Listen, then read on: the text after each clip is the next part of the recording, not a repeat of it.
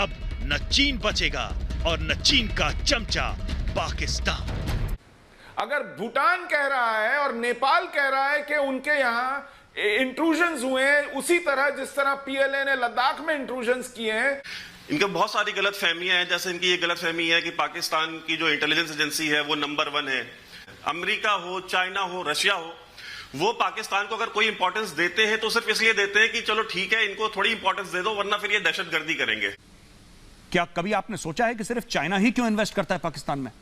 अतर काज़मी साहब, पहले तो मैं थोड़ा सा ये जवाब देना चाहूंगा कि इधर अभी कहा गया कि भूटान और बर्मा भी अब चीन को कह रहा है कि आप हमारे इलाकों से निकलें, तो उन्हीं से आप लोग थोड़ा सा सीख लें। मोदी जी ने अभी तक एक दफा भी नहीं कहा कि जी चीन हमारे इलाके में आ गए और यहां से निकले। उस दिन जब वो वहां पे गए हैं बहुत पीछे एरियाज में, इसलिए कि आगे तो नहीं जा सके, आगे इंडियन आर्मी जा नहीं सकती, चाइनीज आर्मी है, तो पीछे खड़े होकर भी उन्होंने चाइना का एक दफा भी नाम नहीं लिया। इंटरनेशनल मीडिया ने भी ये कहा है Modi's weld criticism of China, कि उन्होंने खुल के चाइना का नाम नहीं लिया। तो आप भूटान और बर्मा से सीखे और चाइना का कम से कम नाम तो लेना मोदी जी के, चाइना निकले। दूसरी बात यह है कि पाकिस्तान में इन्वेस्टमेंट, पाकिस्तान की एफडीआई आप चेक कर लें, दुनिया भर से इन्वेस्टमेंट होती है। हमारी दुनिया भर के मुख्तलिफ ममालिक के साथ हमारे अच्छे ताल्लुकात हैं। आपने यहाँ पे बात की वैभव साहब ने कि पाकिस्तान सिर्फ दहशतगर्दी करा सकता है। देखिए जहां तक दहशतगर्दी का ताल्लुक है, बलोचिस्तान का इन्होंने जिक्र किया, तो 2009 में आपके प्राइम मिनिस्टर ने एडमिट किया शामुल शेख में कि हम बलोचिस्तान में दहशतगर्दी करवा रहे हैं, जिसको बाद में बीजेपी ने कहा कि अगर हम 7 समुद्रों के पानी से भी धोएंगे